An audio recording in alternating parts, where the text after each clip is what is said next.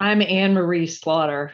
I run New America, an organization dedicated to renewing the promise of America by recommitting to our highest ideals. So I thought a lot about Renaissance, renewal, change in a way that looks backward as well. And I've been through a tough journey of personal renewal, which really has transformed the way I lead.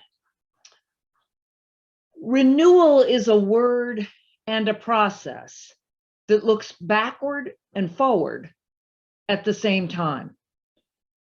It means to make something new again. So something has to have already existed that you are making new. And that something requires us to look back and to face what was there originally as honestly as we possibly can. It could be ourselves, it could be our history as an organization or indeed as a nation.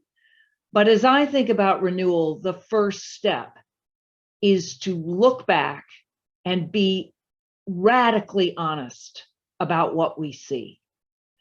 If we can do that as a person facing your flaws, as a nation facing our history, all the really brutally bad parts, as well as the parts we like to tell, then we can move forward to the forward-looking part of renewal, to build something new, either personally or again, collectively. So renewal is neither restoration nor reinvention. It's definitely not simply restoring what was before. Otherwise, there's nothing new in it. But it's also not reinvention. As Americans, we love reinvention. We're all about a whole new you. I don't actually believe, at least at 63, that I can have a whole new me.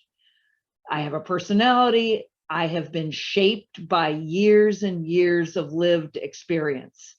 I do believe I can change in many ways, indeed even transform, but renewal is short of reinvention. And indeed, renewal is also between reform and revolution.